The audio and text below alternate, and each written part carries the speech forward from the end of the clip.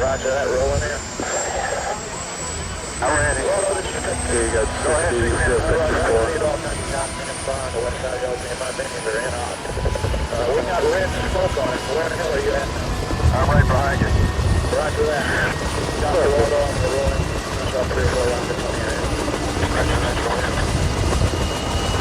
I'm still like the heavy fire, but I'd like to work in area over. Take that wall and we'll pick up this one that just made the 360. That's big time. That's a try over here this morning. Roger that. Now, all of this is going to receive fire. Roger that. Going out to the north and pick up waiting. On April 30, 1975, the last of America's wartime personnel in South Vietnam boarded crowded boats and helicopters in a frantic attempt to free the country. That same day, North Vietnamese tanks crashed through the gates of the presidential palace in Saigon. The palace was the seat of the South Vietnamese government, which the Americans had supported and the North Vietnamese had fought against. When North Vietnamese officer entered the place, South Vietnamese president told them he was ready to hand over power. They reportedly replied, "You cannot give up what you do not have."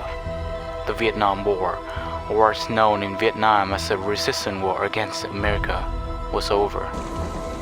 The images I had of Vietnam were the images the world had, except a few of mine were firsthand.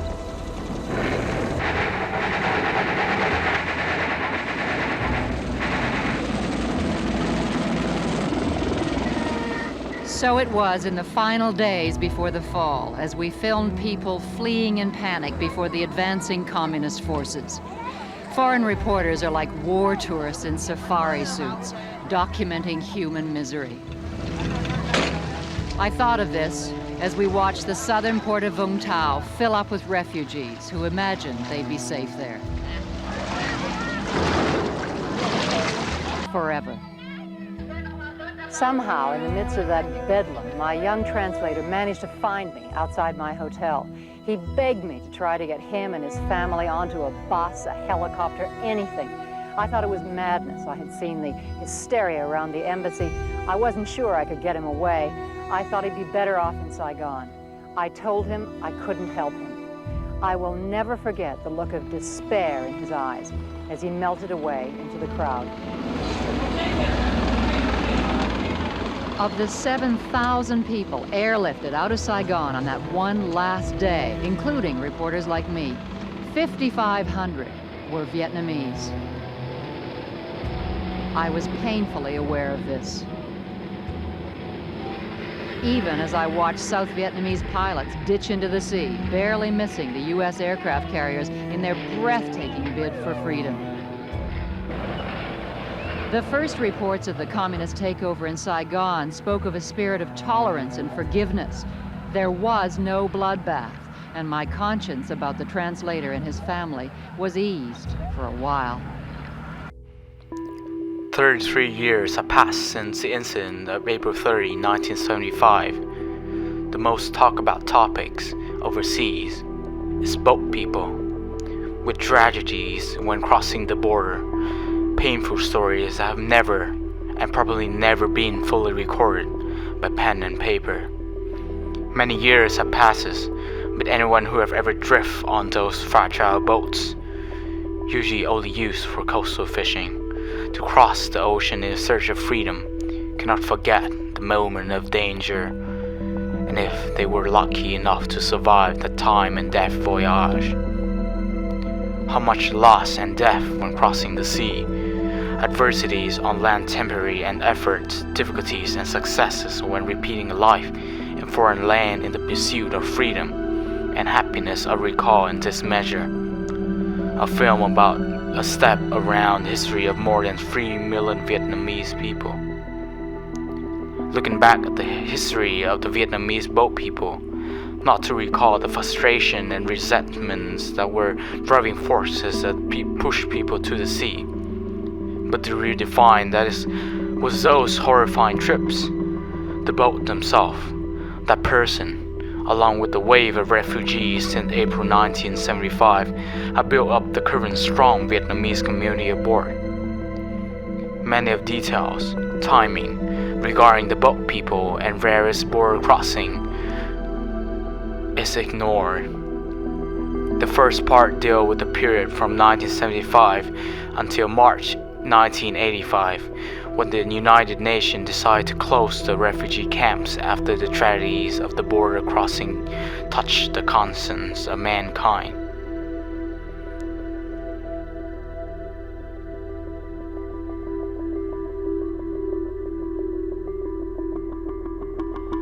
They've been drifting 10 days? Yes, sir.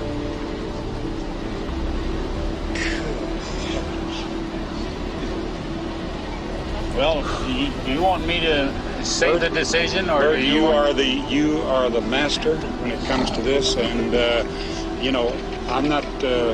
I know what decision you're going to make. You'll make the same one I'd make. Okay. But I'm going to let you make it because you'll have to make all the others. All right. Take them aboard.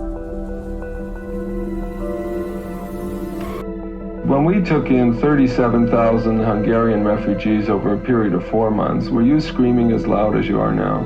No, I wasn't screaming at Okay, all. why weren't you? Because it seems Is there to a me... difference between Hungarians and Indo-Chinese refugees Yes, made up of Laos? Yes, I think there is, and I think that the difference is that Europeans can assimilate into this country much more easily than people from a totally alien culture. And if you were honest, you would admit that, because the man down the street knows it.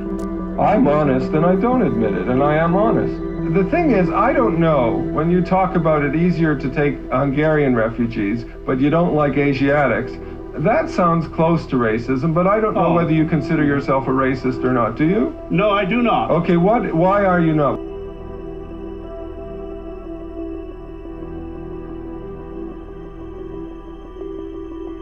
Bác cứ nhìn vào đây vậy. Dạ vâng, bác cứ nhìn vào đây. Dạ. Bác không biết tên của bác, tuổi, năm sinh. Có năm sinh ạ? Dạ vâng, bác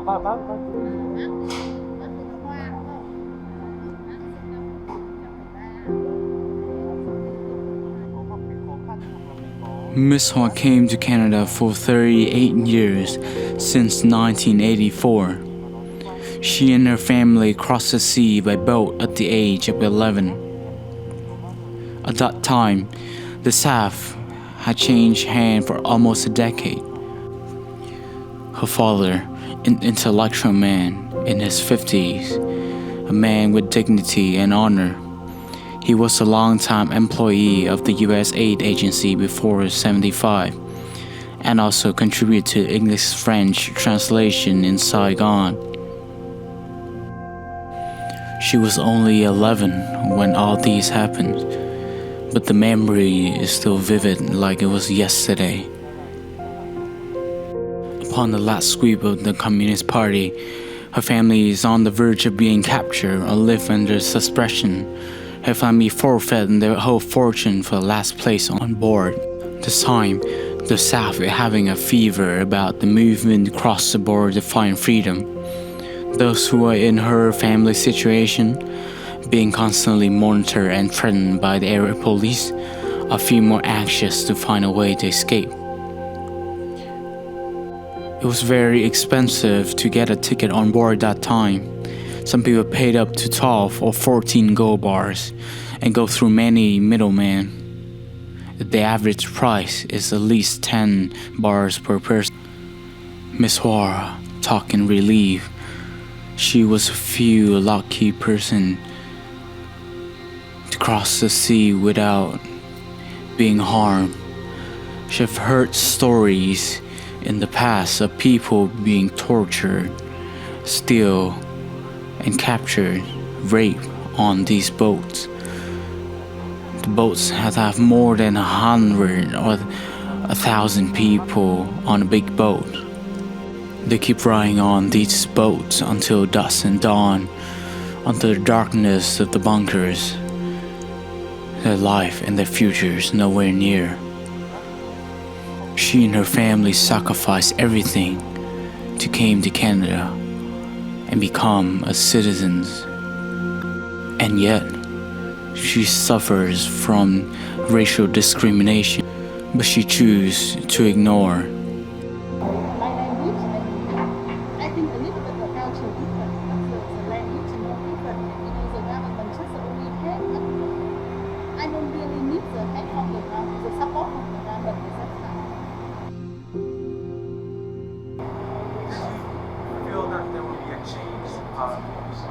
how Western society perceive Vietnamese people coming here, both as for business, study, and both in the past. What have changed? I don't see any like different.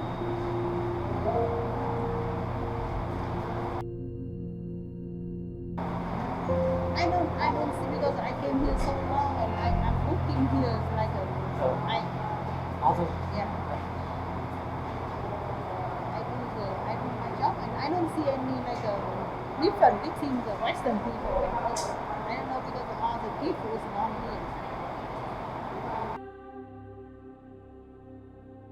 Only later did we learn of the tens of thousands of South Vietnamese who were imprisoned and tortured or sent to re-education camps.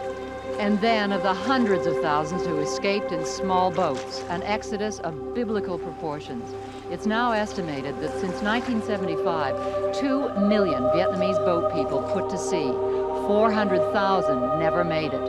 A human catastrophe that was largely unrecorded, except for the odd anonymous poem. We are the foam floating on the vast ocean.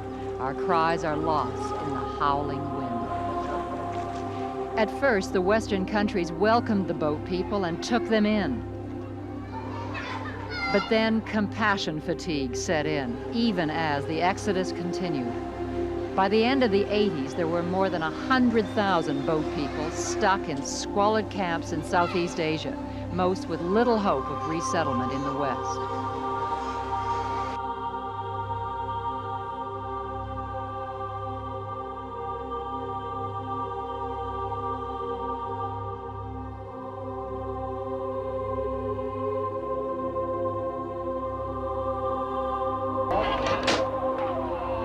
People demonstrate, saying that they would rather die than go back to Vietnam. But these are not always peaceful demonstrations.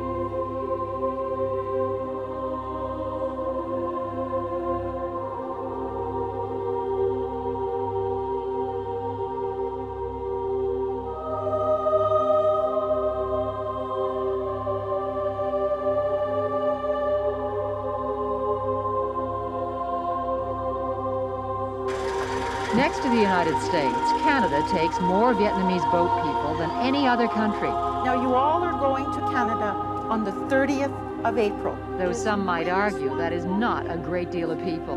Most are government-sponsored, like these 6 families, which means they're selected by Canada from a list provided by the UN High Commission for Refugees. Last year, Canada took 900 such people. Baduk is Winnipeg, Manitoba. Winnipeg.